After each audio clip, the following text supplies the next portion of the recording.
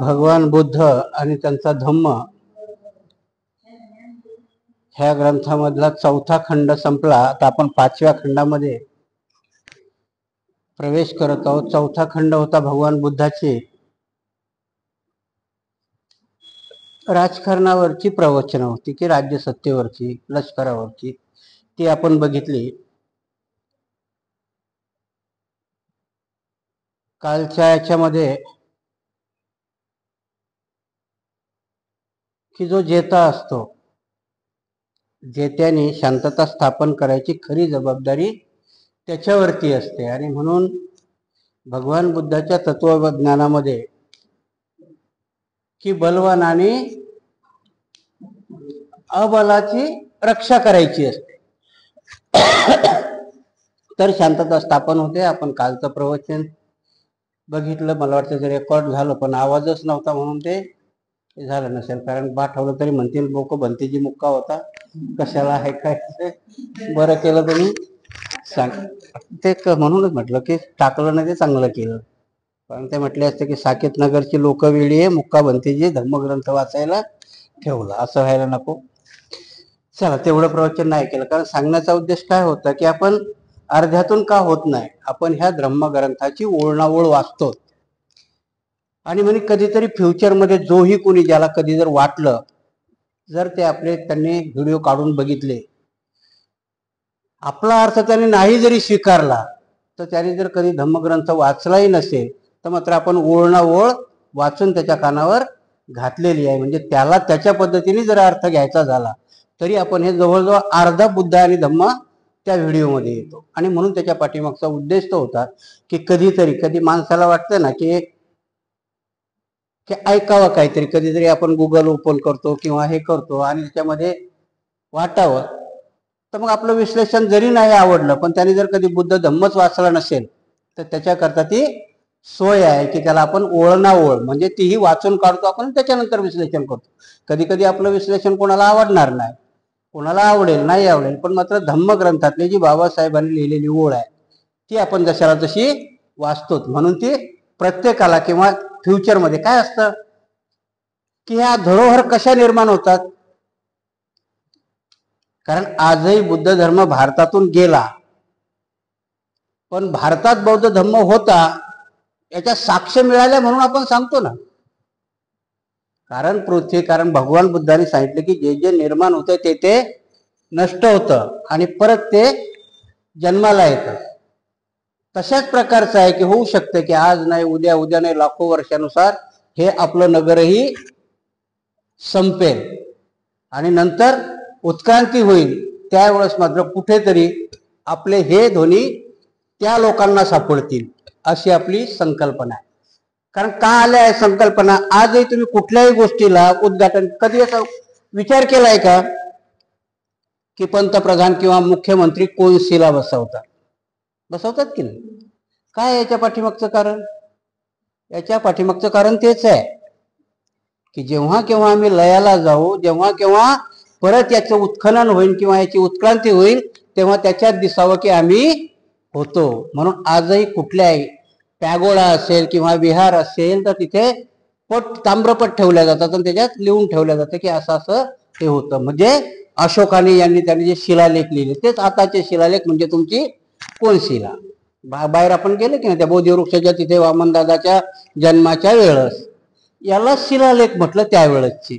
कारण त्यावेळेसच्या राजांनी त्या करून ठेवल्या आणि म्हणून तो इतिहास जागृत होतो, तो इतिहासाला पुष्टी मिळते.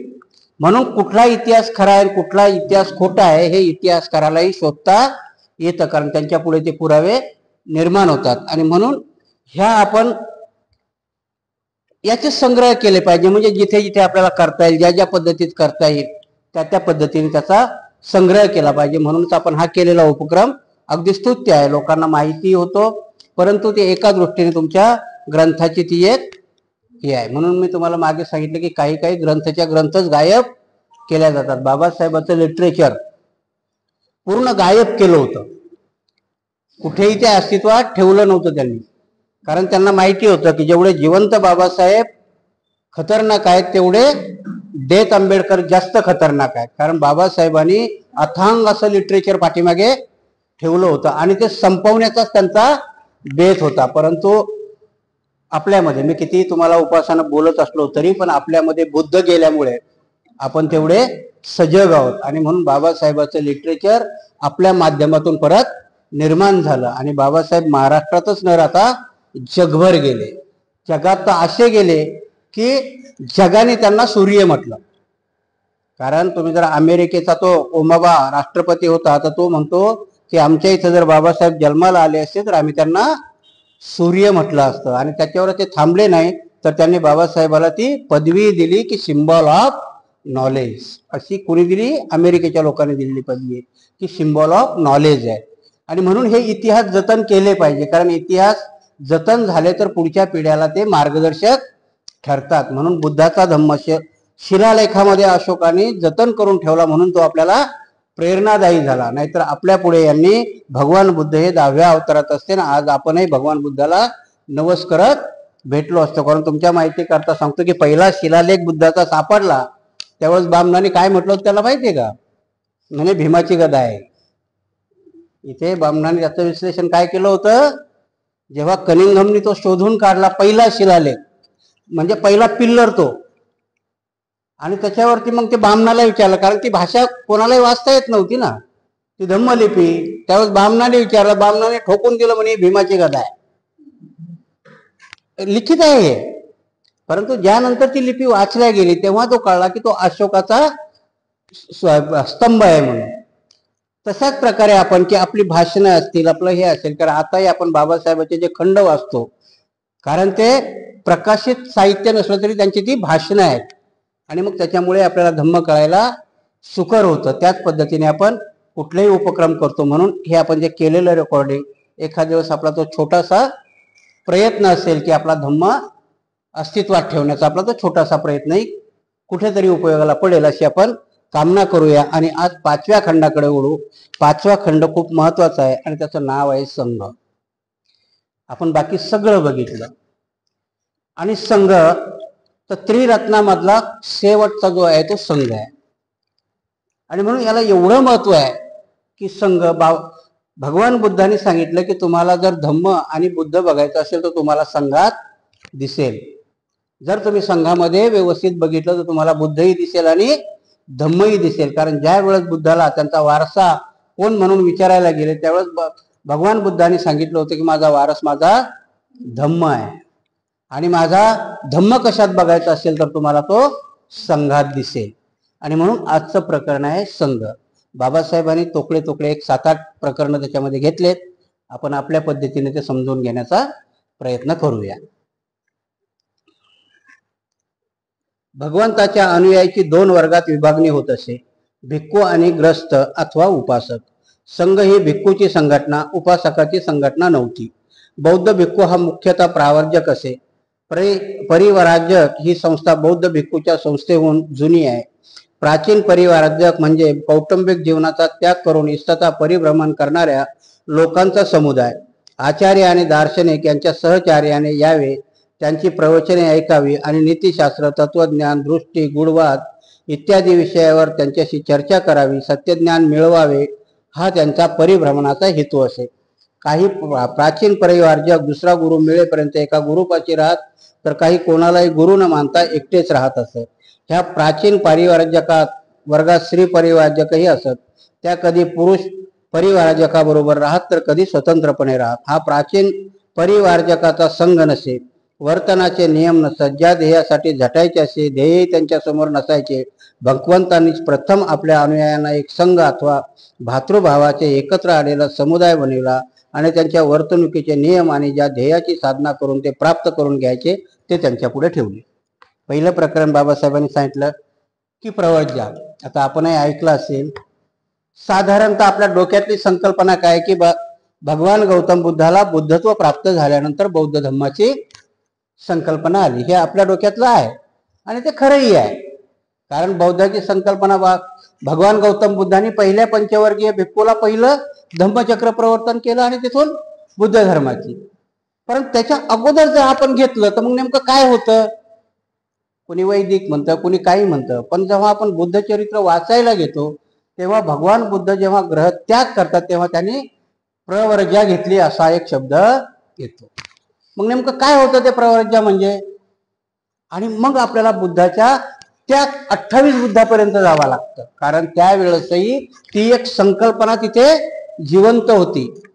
कारण त्यावेळेच्या अशित मुनीचं भविष्य काय होतं की जर हे संसारात राहिले तर चक्रवर्ती राजा होतील आणि जर त्यागी झाले तर मात्र सम्यक संबुद्ध होतील. म्हणजे सम्यक संबुद्धाची कल्पना किंवा संकल्पना त्यावेळेसही अस्तित्वात होती, फक्त तो मार्ग झाकोळला गेला होता, तो मार्ग हे झाला होता. म्हणून बाबासाहेब इथे लिहितात की भगवान बुद्धाच्या अगोदर परिव्राजक ही एक संकल्पना होती. पण ते परिव्राजक कसे होते की आपल्या घराचा ग्रह त्याग केला, कुठेतरी एक गुरु केला, त्याच्याजवळ राहिले. मग आज आपण बुद्धाचे चरित्रही बघितलं की पहिले कपिलाकडे गेले, त्याच्यानंतर बऱ्याचशा जवळजवळ 7-8 लोकांकडे त्यांनी वेगवेगळं शिक्षण घेतलंय. म्हणजे त्यावेळेस भगवान बुद्धाला बुद्धत्व प्राप्त होईपर्यंत वेगळी संस्था होती, तोपर्यंत संघ अस्तित्वात नव्हता. फक्त बुद्धाने जेव्हा त्यांना बुद्धत्व प्राप्त झालं तेव्हा त्यांनी संघाची संकल्पना अस्तित्वात आणली. संघाची संकल्पना का अस्तित्वात आणली तर त्याला एक नियमबद्ध करता येईल. तुमच्या कुठल्याही धार्मिक वृत्तीला किंवा तुमच्या जीवनाला एक पाया देण्याकरता भगवान बुद्धांनी एक नियमबद्ध संस्था स्थापन केली, तिचं नाव आहे संघ. आणि त्या संघाला एवढी मान्यता दिली की त्यांनी बुद्ध आणि धम्माच्या नंतर त्या संघाला महत्व दिलं. नंतर म्हटण्यापेक्षा की एका लाईनीत त्याला जेवढा बुद्धाला आणि धम्माला किंमत आहे तेवढी संघाला किंमत दिली. आणि म्हणून भगवान बुद्ध सांगतात की भगवान बुद्धांनी याला त्रिरत्न म्हटली की ह्या 3 रत्नांनीच तुम्हाला सगळं धम्म तुमचा कळेल. आणि म्हणून बाबासाहेब इथे सांगतात की त्यावेळेस संघाची संकल्पना भगवान गौतम बुद्धांनी की त्याला सुटसुटीतपणा आणण्याकरता त्यांनी अस्तित्वात आणली. पहिल्याने संघ निर्माण करण्याचं श्रेय हे भगवान बुद्धाला जातं. संघ प्रवेश, तर त्यावेळेस संघाचा प्रवेश कसा असायचा तर इथे ते लिहितात, संघात कोणालाही प्रवेश मिळे, त्याला जातीचे बंधन नसे, त्यात पुरुषाप्रमाणे स्त्रियांनाही बंदी नव्हती, संघ प्रवेशाला सामाजिक प्रतिष्ठेची आवश्यकता नसे, संघात जातीला स्थान नव्हते. आता हे का लिहितात तर त्यावेळेस काही ना काहीतरी व्यवस्था असेल ना, कारण त्यावेळेस वैदिक धर्मामध्ये यज्ञ ही संस्कृती होती. 2 संस्कृती होत्या त्यांच्यावाल्या की एक संस्कृती वैदिक संस्कृती आणि दुसरी श्रमण संस्कृती. श्रमण संस्कृती म्हणजे की जे ऋषी होते हे होते. बुद्धाच्या नंतर जेव्हा बुद्धाला बुद्धत्व प्राप्त झालं त्यावेळेची श्रमण संस्कृती ही भिक्खूची संस्कृती आहे. पण त्याच्या अगोदरही जी श्रमण संस्कृती, म्हणून तुम्ही जर बघितलं असेल की भगवान बुद्धांनी ज्या 8 लोकांकडे शिक्षण घेतलं ते वैदिक नव्हते. तिथे यज्ञ कधीच चरित्रात आपल्याला दिसत नाही. काय दिसतं की कपिलाजवळ ते सांख्य शिकले, त्याच्याकडे केश कंबलीकडे त्यांनी ध्यान शिकलं, 8व्या-7व्या ध्यानापर्यंत शिकले. त्यांच्या चरित्रामध्ये यज्ञ शिकले आपल्याला असं कुठेही दिसत नाही. म्हणजे म्हणजे आजही आपल्याकडे ज्या व्याख्या केल्या जातात त्या खूप वेगळ्या केल्या जातात. श्रमण संस्कृती आणि वैदिक संस्कृती याच्यामध्ये श्रमण संस्कृती ही एक अशी संस्कृती होती त्यावेळेच्या वैदिक संस्कृतीला जी पॅरलल चालत होती आणि ती भगवान बुद्धांनी पूर्ण शिकली, पण त्याच्यावरही त्यांचं समाधान झालं नव्हतं, म्हणून ते प्रवाजक होते. आणि म्हणून भगवान बुद्धांनी जेव्हा ही निर्माण केली तेव्हा भगवान बुद्धाला मिळालेल्या बोधित्वावरती त्यांनी ते स्टँड केलेलं आहे. आणि मग त्याच्यामध्ये प्रवेश देताना म्हणजे पॅरलल अगोदरच्या संस्थेमध्ये प्रवेश वेगळे असतील ना, म्हणजे त्यांचा जेव्हा वैदिक धर्मामध्ये यज्ञ केला जात होता तेव्हा त्यांचा पुरोहित हा ब्राह्मणच असायचा. तिथे 8 होती. तशी भगवान बुद्धाने आपल्या संघामध्ये तशी 8 कुठलीही ठेवली नाही की तिथे कोणालाही प्रवेश होता, फक्त तो पुरुष असावा किंवा स्त्री असावी आणि दोघांनाही प्रवेश होता. मग तिथे जात आणि धर्म याचं काही बंधन नव्हतं. संघात सामाजिक प्रतिष्ठेप्रमाणे उच्च नीच असा भेद पाळला जात नसे. संघात सर्व समान मानले जात असे. संघामध्ये माणसाचे महत्व त्याच्या अंगच्या गुणावर ठरविले जात असे, कुळावर नसे. भगवंत म्हणत असत की संघ हा एका महासागरासारखा असून भिक्खू म्हणजे महासागराला येऊन मिळणाऱ्या नद्यावर. नद्यांना स्वतंत्र नावे व अस्तित्व असतात. परंतु नदी एकदा महासागराला मिळाली म्हणजे तिचे नाव आणि अस्तित्व लोप पावते. कारण त्यावेळेसही भगवंताला आपण मागच्या प्रकरणात बघितलं की भगवंताला त्यावेळेस म्हणजे लोकांनी खूप प्रश्न विचारलेले आहेत आणि तेही कठोर प्रश्न विचारलेले आहेत. इथे भगवंताने त्यावेळेसही भगवंताला की संघामध्ये प्रवेश देताना बऱ्याचशा लोकांनी प्रश्न विचारलेले की जेव्हा देवदत्ताने पुढे आहे तो प्रसंग की देवदत्ताने संघामध्ये काय करायला पाहिजे आणि कसले नियम असायला पाहिजे, तेव्हा भगवंत त्याला सांगतात की नाही, इथे कोणावरतीही बंधन घालून चालणार नाही. कारण जर तुम्ही देवदत्ताचे ते 4 प्रश्नही बघितले तर आता आपल्यालाही वाटेल की ते देवदत्ताचे प्रश्न चांगले होते. कारण देवदत्त पहिलाच प्रश्न काय सांगतो की कुठल्याही भिक्षूंनी वस्तीत राहू नये, त्यांनी जंगलात राहावं. हा पहिलाच प्रश्न होता. आता जर आपण असा स्लाइटली विचार केला तर आपल्याला वाटेल चांगलं आहे ना, भिक्षूला काय काम आहे विहारात, आपल्या वस्तीमध्ये काही काम आहे का भिक्षूचं? राहायचं ना, जंगलात राहायचं, 5 घरं मागायला यायचं, इथं चांगला नियम वाटतो की नाही. परंतु बुद्ध स्वातंत्र्याचे पुरस्कर्ते होते. बुद्धाने पहिल्याच प्रश्नात देवदत्ताला सांगितले की देवदत्ता त्याच्यावरती बंधन कशाला हवं, जर भिक्षूला राहायचं तर तो राहील ना जंगलात, आपले ज्ञानज्योती राहतात की. म्हणून जर भिक्षूला वाटलं तर त्यांनी जंगलात राहावं आणि त्याला जर वाटलं तर विहारात राहावं. म्हणजे कुठल्याही भिक्षूवरती आपण तसं त्याच्या स्वातंत्र्यावरती घालू नये. कारण स्वातंत्र्यावर घाला घातला तर मग मात्र त्याला बुद्ध धम्म म्हणता येणार नाही. हे त्याने आनंदाला. दुसरा प्रश्न काय होता आनंदाचा की भिक्षूने मटण खाऊ नये,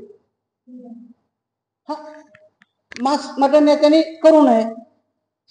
भगवंतानी याला तेच उत्तर दिलं होतं, ज्याला नाही खायचं त्याने नाही खाऊन, ज्याला खायचं त्याने खावं. कारण तो स्वतःच काही स्वयंपाक करून खात नाही ना, जर त्याला भिक्षेत मिळत असेल तर त्याने खावं. हे जिथे सांगितले भगवत इथे केले की संघामध्ये असा कुठलाही वर्चस्ववादाचा हे नव्हता. संघामध्ये सगळ्याला प्रवेश मिळत होता. म्हणून हा ब्राह्मण आहे, हा भंगी आहे, किंवा हा महार आहे, किंवा हा कुंभार आहे, असं काही नाही. कारण भगवान बुद्धाच्या संघामध्ये पार चंडालिका म्हणजे आम्रपाली वेश्येपासून तर बिंबिसार राजापर्यंत अशा सगळ्यांना प्रवेश दिला होता.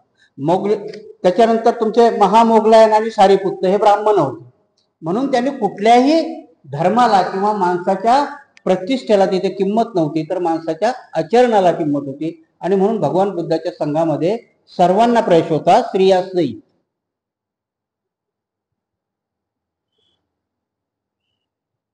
ती इतराबरोबर मिळून एकरूप होते. आणि मग त्यांनी परत कल्पना ती मांडली होती की भिक्षू येताना जशा नद्या समुद्राला मिळतात, समुद्राला सगळेच मिळतात, नद्या मिळतात, नाले मिळतात, गटार मिळतात, सर्व मिळतात. आणि म्हणून भगवान बुद्धांनी संघाला एका महासागराची उपमा दिली होती.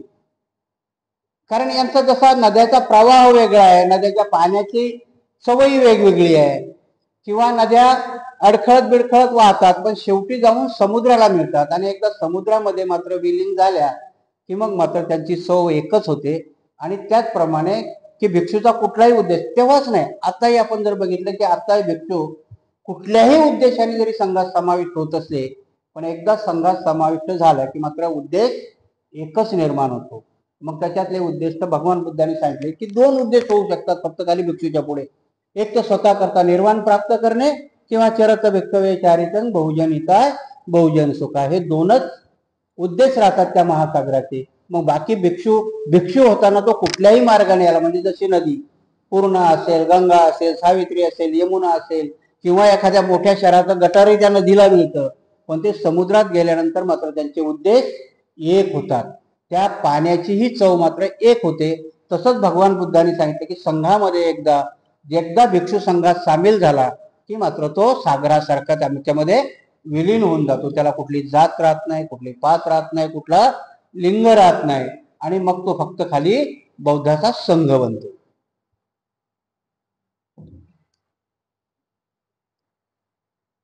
संघात जो एक भेद मानला जात असे तो लिंग विषय. भिक्खू संघ आणि भिक्खुनी संघ या 2 वेगवेगळ्या संस्था होत्या. फक्त त्याच्यामध्ये 2 गोष्टी होत्या की 2 संघ निर्माण झाले होते, की भिक्खूचा आणि एक भिक्षुणीचा. आता इथे जरी लिहिलंय पण भिक्षुणीचा संघ जवळजवळ खूप उशिरा निर्माण झालेला आहे. कारण सुरुवातीला भगवान बुद्धांनी भिक्षुणीच्या संघाला मान्यता द्यायला नकार दिला होता. आता मान्यता द्यायला नकार दिला होता म्हणून का दिला होता याचं उत्तर सगळ्याला वाटत असेल की भगवान बुद्ध ही स्त्रियाला त्यांच्यासारखंच वेगळं समजत होते का, तर नाही. कारण भगवान बुद्धांनी त्यावेळेस उत्तर दिलं होतं की स्त्री आणि पुरुषाच्या शारीरिक रचनेमध्येही फरक आहे, आणि त्या शारीरिक रचनेमध्ये फरक असल्यामुळे आणि पुरुष हा अतिलोभी असल्यामुळे स्त्रीला, कारण त्यांनी जे बघितलं होतं की स्त्रीला परत तिथेही की वेगळ्या भूमिकेत वागवल्या जाईल, आणि म्हणून बुद्धाने त्यांना परमिशन द्यायला बराचसा नकार दिला. परंतु महिलांना भिक्षुनी संघ निर्माण करण्याचे आणि बुद्धाची परवानगी मिळण्याचं बरंचसं श्रेय, म्हणजे बरंचसं काय, जास्तीत जास्त श्रेय आनंदाला आलं. कारण आनंदाने प्रजावतीच्या याच्यानुसार नंतर मग दिलं. परंतु तुमच्या माहिती करता सांगतो की भिक्खूपेक्षा जवळजवळ 5 का 25 नियम हे भिक्खुनीला जास्त आहे. कारण भगवान बुद्धाने परमिशन दिली, परंतु भिक्खुनी करता ते नियम जास्तीचे केले. कारण याचा अर्थ काय की भगवान बुद्धाला स्त्रियावर विश्वास नव्हता का, नाही. शरीराची रचना आणि त्यावेळेसपासून असलेली पितृसत्ता हे म्हणून त्यांनी सांगितलं होतं की स्त्रियावरतीही भिक्षू संघामध्ये की शैराचार करायला भिक्षू उद्युक्त होतील, आणि म्हणून भगवान बुद्ध तिथे करत नव्हते. आणि म्हणून भिक्षुनीचा एक वेगळा संघ निर्माण केला त्यांनी, की भिक्षुनीचा संघ वेगळा. आणि म्हणून तुम्हाला सांगतो की भिक्षुनी एवढ्या पुढे गेल्या, आता त्यांचं हे नाही, पण थेरी गाथा जर तुम्ही वाचल्या तर भिक्षुनी भिक्षूपेक्षाही खूप पुढे गेलेल्या आहेत. कारण त्यावेळेसच्या भिक्षुनी, आता जर नसेल पण महायान पंथामध्ये मंजुश्री झाली, तारा झाली, खेमा झाली, कात्यायनी झाली, तुमच्या भगवान बुद्धाचे जे यशोधरा होती त्यांचं नाव कात्यायनी झालं. नंतर पुढे ह्या सगळ्या बोधिसत्व झाल्या, आणि त्यांच्या थेरी गाथा एवढ्या गाजल्या की थेर गाथेपेक्षाही थेरी गाथा जास्त आहे. आणि म्हणून हे दोन संघ भगवान बुद्धांनी त्यावेळेस निर्माण केले. भिक्खू संघापेक्षा भिक्खुनी संघाला विनयाचे नियम जास्त दिले.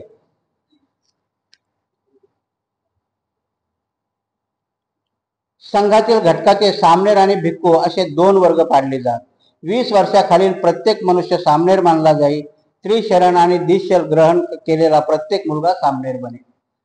आणि मग ह्या 2 कुठून झाल्या सामनेर, तेव्हाही तरी सामनेर हा 7 वर्षापासून पुढे कधीही बनता येत होता. परंतु तुम्हाला प्रवर्जा आणि जर उपसंपदा घ्यायची असेल तर मात्र वय वर्ष 20 व्हायलाच हवं. म्हणजे बुद्ध धर्म, भगवान बुद्ध किती व्यवहारिक होते आणि किती सिद्धांतिक होते की त्यांच्या धम्मामध्ये. परत अजून एक सांगतो की जर जास्त मोठं व्यंग असेल तर दीक्षा देत नव्हते. तुम्हाला जर एखादा मोठा आजार असेल तरी दीक्षा दिली जात नव्हती. तेव्हा म्हणून की माणसाचं मॅच्युरिटी वय, की तुमच्यात येणारी प्रगल्भता ही 20 वर्षाच्या पुढची त्यावेळेस बुद्धाने काउंट केली होती. आणि म्हणून 85, आताही तुम्हाला मतदानाचा अधिकार घटनेमध्ये कधी दिला होता, 18, त्या पहिला 22 वर्षात 21 वर्षाचा होता ना, बुद्धाच्या तत्वज्ञानाच्या नंतरचं 1 वर्ष. म्हणून भगवान बुद्धांनी उपसंपदा ही 20व्या वर्षी सांगितली. 20 वर्ष झाल्याशिवाय उपसंपदा करत नव्हते. सामनेर 7 वर्षाचे, म्हणून पहिला सामनेर कधी 7व्या वर्षी राहुल झालेले. म्हणून सामनेर ही संकल्पना आणि दीक्षित म्हणजे उपसंपादित भिक्षू अशा 2 संस्था चालवल्या जात होत्या. की सामनेर हा 20 वर्षापर्यंत सामनेर राहायचा आणि त्याच्यानंतर उपसंपादित म्हणजे भिक्षू व्हायच्या. अशा 2 संस्था त्यांनी काढल्या होत्या. सामनेराला त्रिशरण आणि दशशील हे पाळण्याचं बंधन आजही तेच आहे की दशशील आणि पंचशील, त्रिशरण हे त्यांनी ग्रहण करायचं. काशाय वस्त्रही परिधान करायचं. परंतु त्यांना काशाय वस्त्र देणारा हा थेरो असायचा. आजही थेरोकडनं सामनेराला दीक्षा दिली जाते. म्हणून तुम्ही आज उपसंपादित झालात आणि उद्या लगेच तुम्ही सामनेराची दीक्षा नाही देऊ शकत. आणि म्हणून सांगतात की बुद्ध धम्म हा बराचसा कुठेही त्याला काय म्हणता येईल आपल्याला, भेसळ न होता जशाला तसा चालत आलेला आहे. आणि म्हणून का चालत आला तर ह्या नेहमी होत आलेल्या संगीत. हो, ते थेरो आहेत ना.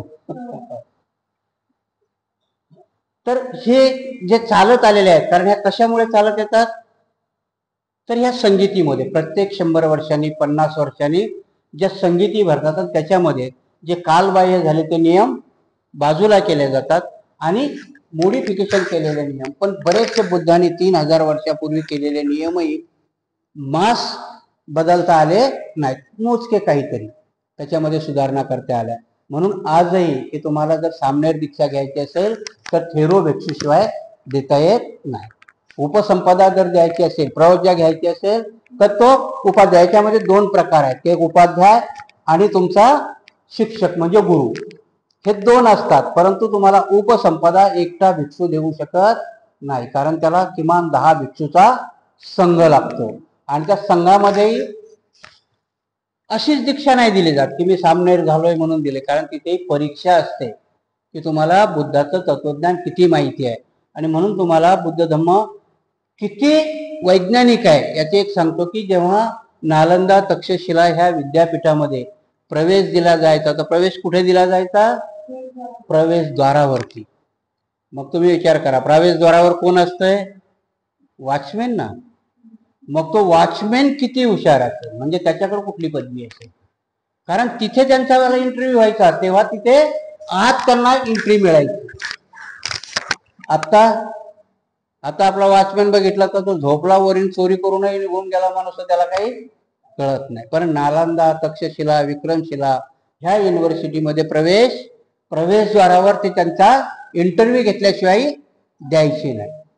आणि ती संकल्पना होती. आता तुम्ही जे शिकताय की नाही, आता जरी कुठल्याही जगातल्या तुमच्या कुठल्याही शिक्षण संस्था ते बौद्धाच्या ह्याच्यावरतीच अवलंबून आहे. आता तर तुमचं शिक्षणाचा पॅटर्न काय आहे, पहिला 1+2+3 किंवा हे म्हणतात ना तुम्ही, त्याच पद्धतीवरती आहे. म्हणून सामनेर 7व्या वर्षी होता. म्हणून आताही तुम्हाला, आता तुमचं आलं शिशु बिशू बालवाडी हे प्रकार मोडिफिकेशन आले असेल, पण पहिल्यापासूनही 6व्या वर्षाच्या नंतरच तुम्हाला शाळेत घातल्या जायचं. कारण ती बुद्धाची संकल्पना होती की शिक्षणाचं वय, कारण तुमचा बुद्धीचा तो विकास, शिकण्याचा विकास 6व्या वर्षानंतरच होतो. आणि म्हणून सामनेर दीक्षा 7व्या वर्षात, तर सामनेराचं शिक्षण किती वर्षापर्यंत चालायचं, 20व्या वर्षापर्यंत. ती एक पदवी होती. म्हणजे आताच तुमच्यावाला MA ला जायचं असेल तर 20व्या वर्षी तुम्ही MA ला जाता, म्हणजे ते महाथेरो. सामनेर 20व्या वर्षी झाला, उपसंपादित झाला, त्याच्यानंतर 10. म्हणजे ही संकल्पना त्या युनिव्हर्सिटीमध्ये तीच होती. म्हणून त्या पदव्या होत्या आणि त्या पदव्या संपादन करणं, त्याच्यामध्ये सगळी शिक्षण असायची. मग थेरो, महाथेरो, बुद्ध, पच्चक बुद्ध आणि अशा प्रत्येक डिग्र्या मिळवल्यानंतर, आणि तोच पाया आजच्या जगातल्या सगळ्या शिक्षण संस्थेला आजही तोच आहे, फक्त खाली आपल्याला त्याला नावं बदलली. आणि मग त्यात चोरी करून त्याला नंतर मग कोणी गुरुकुल म्हटलं, तर कोणी त्याला विद्यापीठ म्हटलं. परंतु ही संकल्पना बुद्धापासूनच चालू झाली, कारण शिक्षणाची संकल्पना ही बुद्धापासूनच सुरुवात झाली. त्याच्या अगोदर कुठेही शिक्षणाचा म्हणजे तुम्हाला पुरावाही भेटत नाही आणि हेही भेटत नाही, कारण त्याचं संशोधनही भेटत नाही. म्हणून की संघाच्या निर्मितीमध्ये की सामनेर आणि उपसंपदा झालेले भिक्षू असे 2 प्रकारचे असायचे. दशशील म्हणजे मी हिंसा करणार नाही, मी चोरी करणार नाही, मी ब्रह्मचार्य पाळेन, मी असत्य बोलणार नाही, मी मद्यपान करणार नाही, मी अवेळी अन्न सेवन करणार नाही, मी अभ्यास आणि अनैतिक कृत्य करणार नाही, मी अलंकाराने आपले शरीर भुसवणार नाही, मी ऐशारामापासून दूर राहीन, मी सुवर्ण आणि रौप्य याचा लाभ धरणार नाही. अशा या 10 प्रतिज्ञा आहेत. त्या प्रत्येक सामनेराने घ्यावयाच्या 10 प्रतिज्ञा आहेत. सामनेराला कोणत्याही काळी संघ सोडून उपासक बनता येत असे. सामनेर हा भिक्खूच्या स्वाधीन असून भिक्खूच्या सेवेत आपला काळ व्यतीत करीत असे. त्याने प्रवर्ज्या घेतलेली नसे. सामनेर, आजही सामनेराची तीच आहे की सामनेर केव्हाही वापस आपल्या गृहस्थी जीवनात जाऊ शकत होते. का केलं असेल भगवान बुद्धांनी? भगवान बुद्धांनी एकच पद्धत का नसेल ठेवली? आता कुठेही त्याचा उल्लेख नाही, पण जेव्हा आपण विचार करतो की तेव्हा भगवान बुद्धाची अशी संकल्पना असेल की हा रस्ता खूप खडतर आहे, अवघड आहे, आणि म्हणून प्रत्येकाला जर कंपल्सरी केलं तर मग मात्र हा धम्म भरकटे. कारण काय झालं होतं की सम्राट याच्याच पुढे जर आपण आलो तर सम्राट अशोकाने जेव्हा चिवर काढली तर क्रायटेरिया काय लावला होता त्यांनी? तोच की हे भिक्षू भ्रष्ट आहे, हे भिक्षू नकली आहेत, हे बुद्धाच्या तत्वज्ञानानुसार वागत नाहीत, आणि म्हणून त्यांनी कठोरपणाने 60,000 भिक्षूचे चिवर काढले. काहीचा असा प्रवाह आहे की सम्राट अशोकाने ते काढायला नको होती, त्यांनी नियम बनवायला, जसे बुद्धाने नियम बनवले तसे नियम बनवायला पाहिजे होते कठोरपणाने. आता तो एक संशोधनाचा विषय आहे, परंतु मात्र ते एक झालं की मात्र तिथून मग त्या धर्मामध्ये पंथ बनायला निर्माण झाली. कारण तुम्हाला कधी उत्तर द्यायची जर वेळ आली तर हिंदू धर्म का नव्हता, तर त्याचं उत्तर हे आहे, कारण सम्राट अशोकाने 60,000 लोकांची चिवर काढली. तर हिंदू धर्म अस्तित्वात असता तर ते हिंदू झाले असते ना, ते हिंदू झाले का? नाही, ते बौद्धच राहिले. पण त्यांनी महायान पंथ काढला, त्या 60,000 भिक्षूंनी महायान पंथ काढला. म्हणजे याचा अर्थ की त्यावेळेस हिंदू धर्म अस्तित्वात नव्हता, वैदिक धर्म अस्तित्वात होता, म्हणजे ब्राह्मणशाही अस्तित्वात होती. परंतु त्या 60,000 भिक्षूमध्ये मेजॉरिटी ब्राह्मण होते, परंतु ते परत वैदिक धर्मात गेले नाही, कारण त्यांना त्यातलं ढोंग माहिती होतं. फक्त इथे त्यांना त्यांची जात वर्चस्व करायचं होतं, म्हणून त्यांनी बुद्धाच्या काही नियमाला बाजूला सारून ते वेगळे वागत होते. म्हणून सम्राट अशोकाच्या काळामध्ये त्या 60,000 भिक्षूची चिवर काढण्यात आली. परंतु तुम्ही आजही जर घेतला तर संस्कृत भाषेचा पहिला ग्रंथ धम्मपदच लिहिला गेला, आणि तोही महायान पंथीयाकडून लिहिला गेला.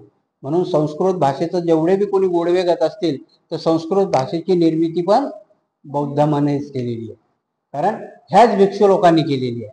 आणि भिक्षू लोकांच्या त्याच्यामुळेच की हे पंथ मग नंतर पडत गेले. म्हणून सांगितलं की काही गोष्टी ह्या आपण कठोरपणाने गेले, आणि म्हणून बौद्ध धर्मामध्ये वाटतंय की भगवान बुद्धांनी सामनेऱ्याला ती मुभा दिली असेल की तुला पुढचा प्रवास करता येत नाही, तो पाठीमागे जा.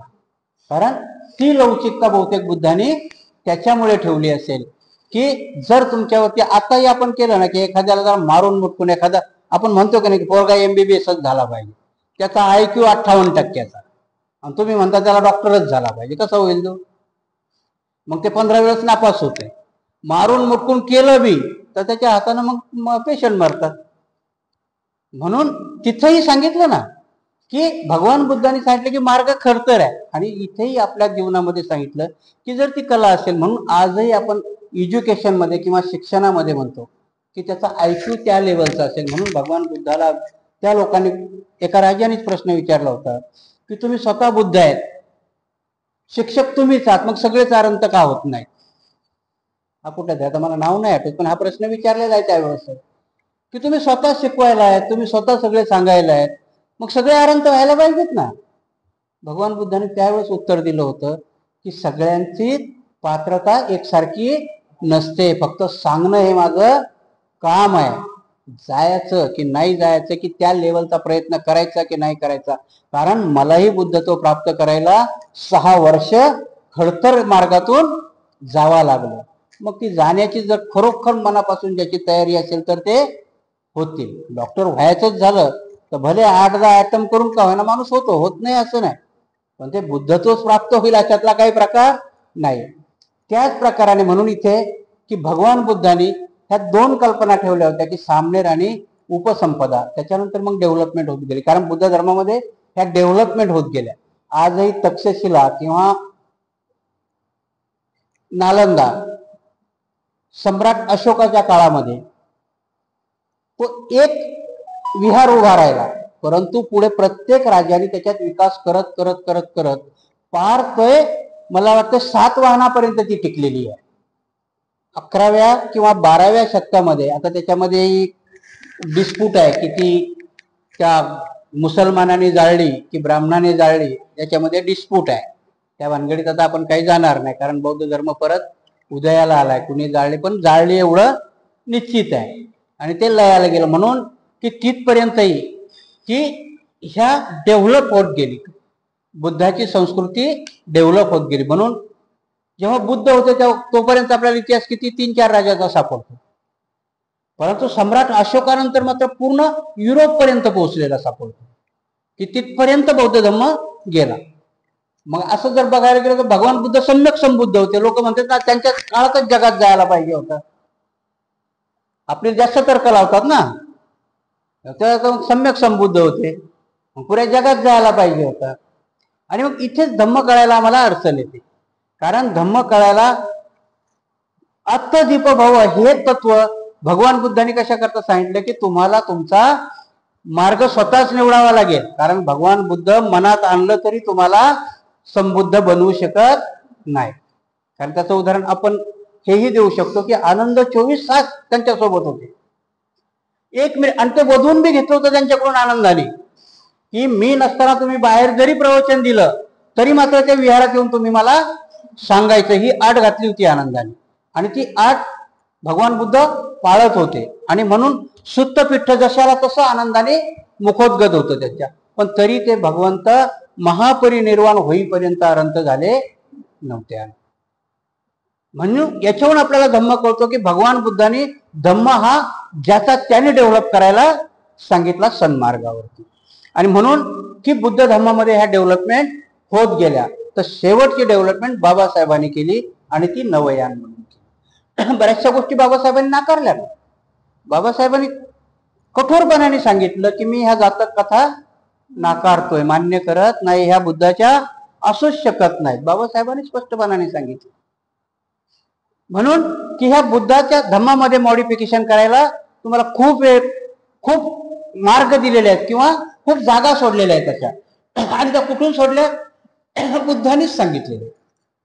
बुद्धांनी त्यांच्या वेळेसच सांगितलेलं की बुद्धाला जेव्हा विचारण्यात आलं तेव्हा स्थळ, काल आणि वेळ परत्वे तुम्ही माझ्या या धम्मामध्ये चेंज करू शकता असं बुद्धांनी त्यावेळेसच सांगितलेलं आहे. म्हणून आजपर्यंत ज्या डेव्हलपमेंट झाल्या त्या करत आल्या.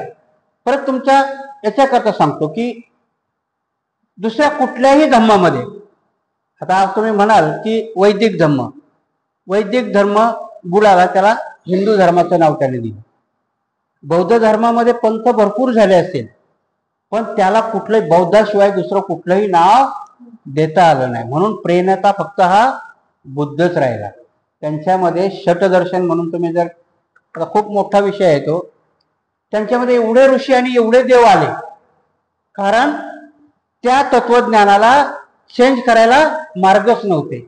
आणि म्हणून शंकराचार्यांनी बौद्ध धर्माला आक्रमण केलं परंतु बौद्ध धर्माच्या पलीकडे उडी मारू शकला नाही. म्हणून नागार्जुनाचा माध्यमक शून्यवाद हा शंकराचार्यांनी त्याच्या ब्रह्मभाष्यामध्ये लिहिलेला आहे. ब्रह्मभाष्य त्यांनी गीतेवरती केलं तर ते नागार्जुनाचा माध्यमिक शून्यवाद आहे. आणि म्हणून आजचा हिंदू धर्म दुसरं तिसरं काही नसून महायान पंथ आहे. काही नाही दुसरं. महायान पंथीयांनी ज्या संकल्पना डेव्हलप करत आणल्या त्याच आजच्या हिंदू धर्मातल्या संकल्पना आहेत.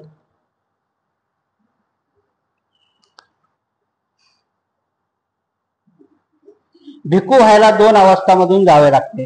पहिली प्रव्रज्या आणि दुसरी उपसंपदा. उपसंपदा घेतल्यावरच तो भिक्खू ठरतो. ज्या श्रामणेला भिक्खू होण्यासाठी परिव्रज्या घेण्याची इच्छा असेल त्याला त्या भिक्खूला उपाध्याय पदाचा अधिकार असे त्याच्याकडे जावे लागे. भिक्खू म्हणून 10 वर्ष घालवल्याशिवाय भिक्खूला उपाध्यायपद प्राप्त होत नसे. उपाध्यायपद म्हणजे आता मी सांगितलं की थेरो, की ज्याला सामनेराची दीक्षा देता येत नाही. 10 वर्ष झाल्यानंतरच त्यांना ते थेरो पद. आता त्यावेळेस मला वाटतं ती पदवी वेगळी असेल कारण थेरोची मला वाटतं ते परीक्षा घेत असतील त्याच्याशिवाय थेरो देत नसतील. आता आपण कंटिन्यू त्यावेळेस बहुतेक ती डिग्री जशी आपली MA व्हायला 2 वर्षाची डिग्री आहे तसं ते 10 वर्ष असेल.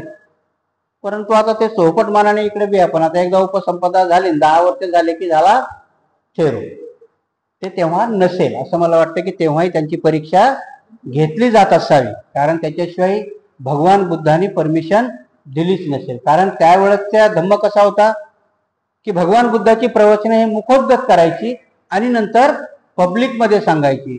आणि बुद्ध एवढे परफेक्ट होते आपल्या धम्माविषयी की त्या जमान्यामध्ये असे बरेचसे संदर्भ सापडतात की कुठल्या तरी भिक्षूंनी चुकीचा धर्म सांगितला की ते बुद्धाकडे यायचे की यांनी असं सांगितलंय आणि त्याची शहनिशा बुद्धाकडनं करून घ्यायचे. असे बरेचसे उदाहरणं त्रिपिटकामध्ये सापडतात.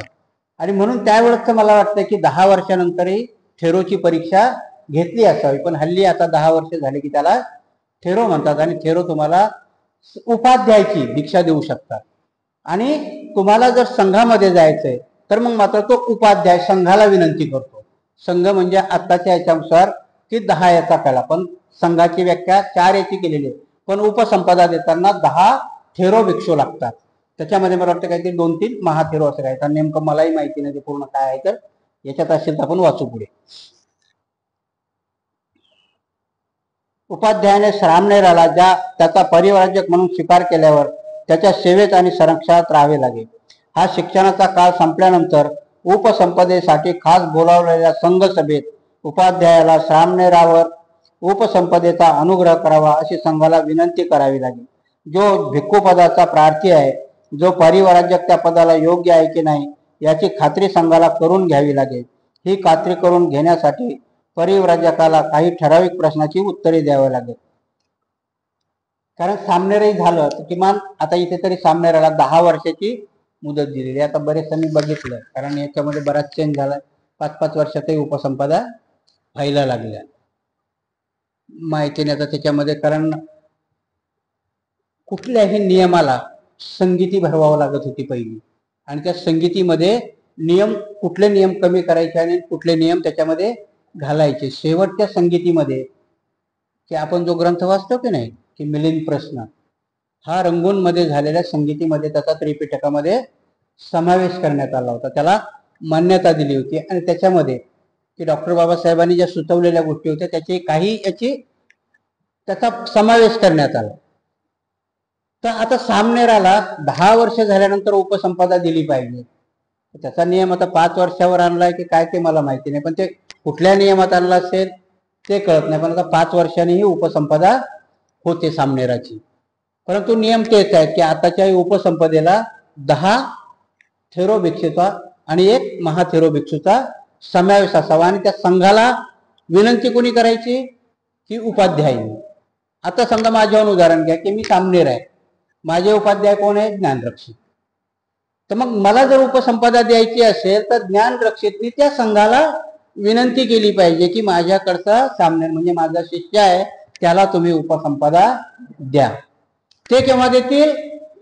नाही, ज्ञानरक्षित म्हटलेच म्हणून त्यांची विनंती मान्य केली, पण मला तिथे त्या संघाला उत्तर द्यावा लागतील की ह्या उपाध्यायाने बरोबर धम्माचं शिक्षण दिलंय की नाही दिले.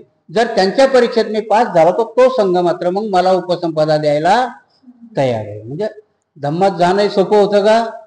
भिक्षू होणंही सोपं होतं का? आजही नाही. भिक्षू होणं आजही सोपं नाही, पण आजच्या मानाने त्यावेळेस सोपं नव्हतं.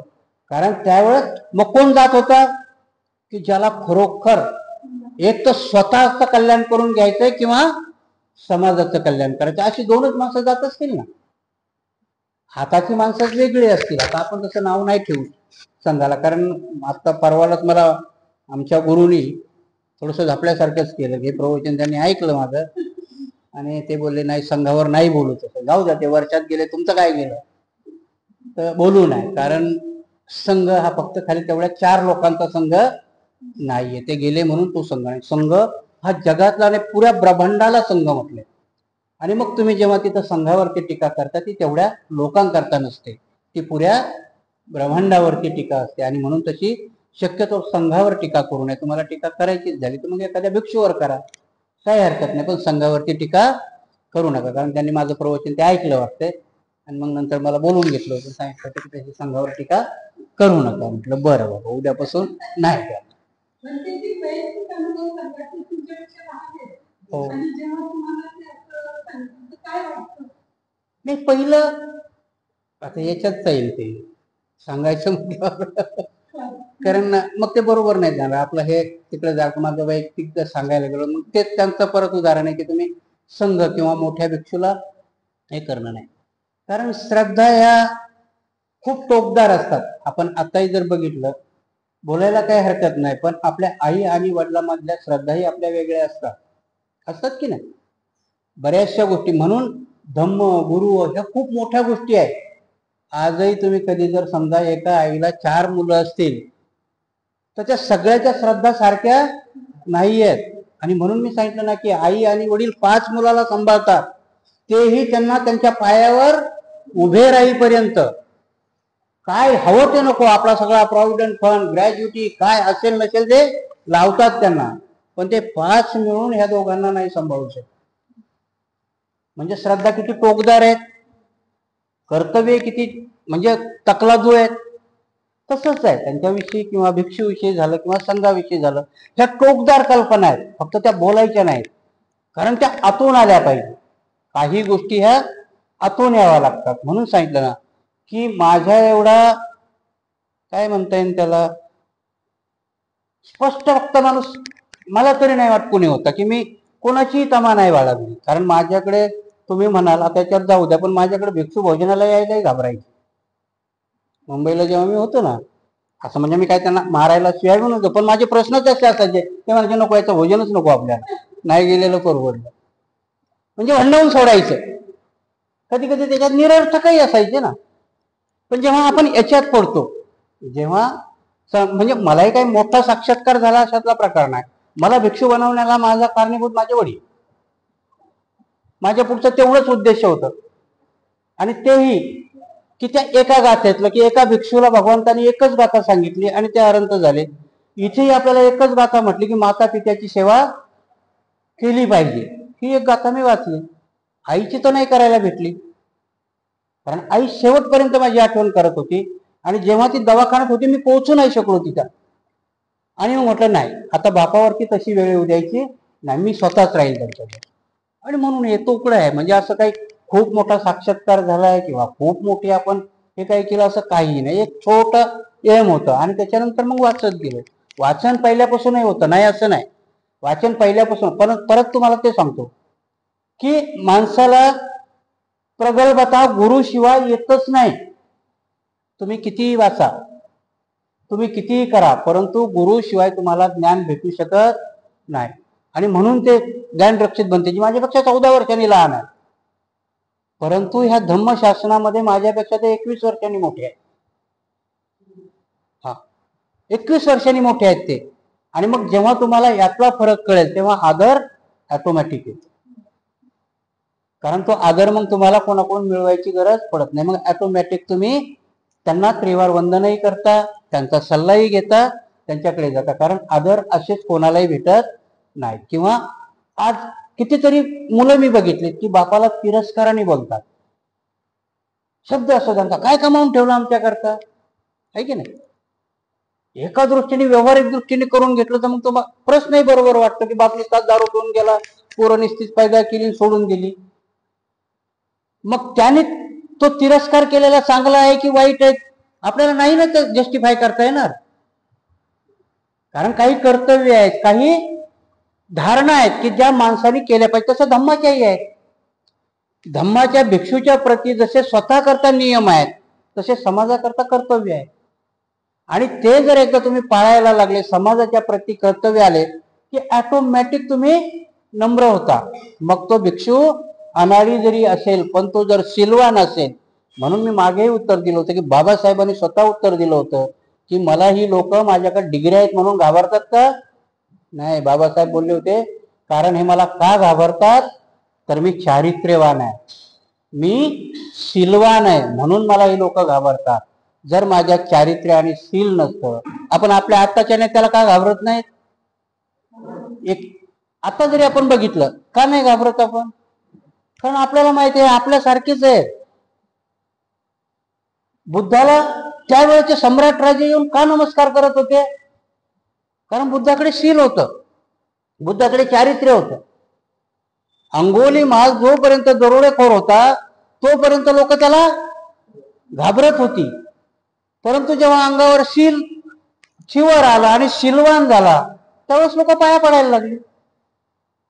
म्हणून हे काही गोष्टी ह्या आपल्यामध्ये आहेत तर ह्या सदाचाराच्या आहेत, शीलाच्या आहेत. म्हणून इथे तुम्हाला की धम्मामध्ये किंवा संघामध्ये जोपर्यंत तुम्ही शीलवान होत नाही तोपर्यंत त्या समुद्रामध्ये तुम्ही मिसळूही शकत नाही. म्हणून बऱ्याचशा गोष्टी अशा आहेत की आजही आपण कधी कधी आपण शिकलो सवरलो तर नाव ठेवतो बऱ्याचशा गोष्टीला. परंतु काही काही भिक्षू असे आहेत, मी तुम्हाला आमच्याकडे असणारे सुभद्र बुद्धिस्ट सांगतो. आता तुम्ही जर एक वर्गही शिकलेले नाहीत त्यांना गाताही येत नाहीत बरोबर. आता ते आडगाव जावळेला याला बसलेले आहेत, वर्षावास आहे त्यांच्यावर, कुठे निस्ती साध्या याची बनवलेली आहे. आता एखाद्या वेळेस तुम्ही वेळही म्हणाल त्यांना, त्या दिवशी एवढा जोराचा पाऊस आला ते भंतीजी उठलेच नाही, पूर्ण भिजले त्या कुठे. दुसऱ्या दिवशी तिथल्या सरपंचाने आम्हाला फोन केला, अहो म्हणजे भंतीजी मरून जाते. नंतर मग इथून आम्ही गेलो सगळेजण, अहो म्हणजे भंतीजी जाऊन त्या दुसऱ्या कुठे तर बस नाही, वर्षाला बसलेला मी उठणारच नाही.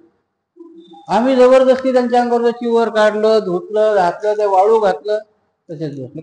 म्हणून आपण आता एखाद्या वेळेस हसायलाही, परंतु त्या त्यांच्या धारणा आहे की त्यांच्या मनामध्ये आहे, ते तो त्यांचा असणारा श्रद्धा आहे की नाही मी वर्षावासाला बसलो, मी हलणार नाही, इथेच मी राहील. आता उठून दुसऱ्या कुठेच जायला काय हरकत होती, चांगली कुठे बनवलेली आहे तिथे, पण ते नाही गेले. तसंच त्यांचा किस्सा इथे सांगितला. युनिव्हर्सिटीमध्ये एकदा त्यांनी झाडाखालीच वर्षवास करायचं ठरवलं, इथे लेणीच्या बाजूला, कारण तेव्हा मी नव्हतं मला वाटतं, पण ते किस्सा सांगतात इथे. फॉरेस्टवाले परेशान झाले ना, कारण त्यांना कसं वाटलं की कुठलाही त्यांचा साधू बसला की तेवढी जागा बळकावतो ना एकदा. त्यांना वाटलं तसंच हे मी भंतीजी बसलं, हे आजूबाजूची जागा बळकावेल, म्हणून ते फॉरेस्टवाले यायचे त्यांना म्हणजे उठा, ते म्हणजे उठत नाही, असं काय नाही, ते म्हणे गोळ्या घाला पण उठत नाही. मग त्यांना काय करायचं, ते पोलीसवाले आले, ते पोलीसवाले म्हणे नाही उठत, माझा वर्षावास सुरू आहे. मग आपल्या ज्ञानरक्षित भंतीजीला बोलवतो. ज्ञानरक्षित भंतीजी म्हणे तुम्ही काळजी नका करू, ते फक्त 3 महिन्याचा वर्षावास आहे, तेवढे बसतील, आणि त्याच्यानंतर तुम्ही त्यांना 1 करोड रुपये दिले नाही, झाडाखाली बसा म्हटलं तरी ते काही बसणार नाही. पण मग त्या लोकांना परत राहू म्हणे जंगल आहे, त्या एखादा साप चावला काय, हा ते आम्ही लिहून देतो की आमच्या भंतीजी साप चावून मेला तर त्याची जबाबदारी आमची. आणि त्यांनी पूर्ण वर्षावास त्या झाडाखाली काढला म्हणतात. जिवंत आहेत आता सध्या सुभद्र बुद्धी, 82-83 वर्षाचं वय आहे, अनाडी आहे, कुठलंही शिक्षण नाही, कुठल्याही गाता येत नाही, हा इथे विहारामध्ये. म्हणून आचरण असतं कधी कधी माणसाचं, काय म्हणणार आपण त्याला. मग माझ्यासारखा एखादा खूप मोठ्या गाथा पाठ आहे, खूप मोठे भाषणही देतो, त्यांच्यामध्ये माझ्यामध्ये फरक आहे ना. 22 वर्ष त्यांच्यावाला शिवरातलं वय आहे, माझं 2 वर्षाचं वय आहे. मग त्यांच्या पुढे मला नतमस्तक झालं पाहिजे ना, मी केवढाही मोठा बॅरिस्टर असलो तरी. कारण तिथे आपण सत्कार केला, तिथे संघ, तिथे धम्म शिकवला जातो, आणि मग तिथे आपल्यामध्ये ती श्रद्धा निर्माण होते. म्हणून संघाच्या प्रती श्रद्धा निर्माण करायला आचरण लागतं. कारण तुम्हाला निश्चित पाठ असून किंवा हे असून नाही, भगवान बुद्धांनी त्यांनी तेच म्हटलं, म्हणून दुसऱ्या शिकवे तत्वज्ञान आणि आपण कोरडं पाषाण असं असता कामा नये. म्हणून जैसा बोले तैसा चाले, त्याची वंदावी पाऊले, हे तुकाराम महाराजांनी. कारण ही जी संत मंडळी आहेत ना, ही खरी बोधिसत्व आहे. काय होतं की एखाद्या गावाला, आता कधी कधी काय असतात, पहिल्या पाऊल वाटा होत्या, ह्या गावातून त्या गावात जायचं तर पाऊल वाटा असायच्या, आणि मग नंतर सडका झाल्या, तर मग लोक सडकेनं जायला लागली ना, पाऊल वाटा बुजायला लागल्या. तशाच बौद्ध धर्माच्या पाऊल वाटा बुजल्या होत्या, परंतु मागच्या कर्माची फळं घेऊन ही संत लोक जन्माला येत होती, आणि ते एका प्रकाराने असा हा बुद्धच सांगत होती, परंतु त्यांना तो रस्ता माहिती नव्हता, कारण ते रस्ता बुजले होते. म्हणजे बुद्धाचा धम्म मार्ग विलीन झाला होता, बुजला होता. आता त्या वाटा निर्माण झाल्या, त्याचे हायवे व्हायला वेळ लागणार नाही. आणि म्हणून बुद्ध धर्मामध्ये, की बुद्ध धर्माची आपल्याला ही वाटचाल जर पुढे न्यायची असेल, तर आपण शिलाने किंवा शीलवंतांनी आणि शील पालन करून आपण शिकलं पाहिजे. आणि आपण जोपर्यंत ह्या मार्गाने जाणार नाही, तोपर्यंत आपलीही प्रगती होणार नाही आणि जगाची प्रगती होणार नाही. बुद्धाला काय कमी होतं का? बुद्धाने जेव्हा जर समजा पहिलीच म्हातारी बघितली असेल, समजायला पाहिजे होतं ना, काय करायचं, मी म्हातारा होणार आहे, ही आहे, मी आहे, होऊन जाईल. परंतु करुणा ही मनामध्ये वेगळ्या प्रकाराने असते. भगवान बुद्धाला मी म्हातारा होणार आहे याचं दुःख होणार होतं का? जगाचं दुःख होतं त्यांना. आणि शोध कोणाकरता लावायचा होता त्यांना? जगाकरता लावायचा होता. आणि म्हणून ह्या जगातलं दुःख कसं नाहीशे होईल, म्हणून इथं बुद्धाला, म्हणून ते बाहेर पडले होते. कुठल्याही धर्माने जगाकरता दुःख सांगितलंय का? येशू ख्रिस्तानी सांगितलं की मी त्याचा मुलगा आहे, तुम्हाला जर काही भलं पाहिजे असेल तर माझं ऐका. समाजाचं सांगितलंय का त्याने? सगळ्यांनी माझं ऐकाय. फक्त बुद्धच असं सांगतो की चरत भिक्कवे चारिकं बहुजन हिताय बहुजन सुखाय, की भिक्खू तुला तुझ्या बरोबर या समाजाची सेवा आणि समाजाचंही भलं करण्याकरता फिरायचंय. की स्वतःही की जेव्हा त्यांना बुद्धित्व प्राप्त झाले तेव्हा पडलेल्या प्रश्नाला शक्राने त्यांना सांगितलं होतं की तुम्हाला मिळालं हे लोकांकरता आहे, तुमच्याकरता नाहीये, म्हणून हे तुम्ही लोकांना सांगा. आणि भगवंतांनी म्हणून बुद्धाचा धम्म हा लोकांकरता आहे. आणि म्हणूनच बुद्धही तेव्हा म्हटले होते की एकट्या माणसाला धम्माची गरज नाही. एकटा माणूस कसाही वागू शकतो, त्याला धम्माची काही अडचण नाही. परंतु जेव्हा दोन माणसं आणि जेव्हा घर निर्माण होतं, समाज निर्माण होतो, तेव्हा धम्माची गरज पडते. धम्म गेला पाहिजे. आणि मग धम्माची गरज पडते तर मग धम्म सांगणाराची गरज पडते आणि धम्म आचरणाराची गरज पडते. म्हणून आजचा हा प्रकरण आपण, कारण काय विश्लेषण खूप होते, मी आज ठरवलं होतं 7-8 पेज वाचू, कारण आपल्याला 17 तारखेपर्यंत संपवायचं आहे. तरी आपण उद्यापासून थोडंसं विश्लेषण कमी करून वाचत जाऊया, म्हणजे ग्रंथ लवकर संपेल. नाही तर 17 तारखेपर्यंत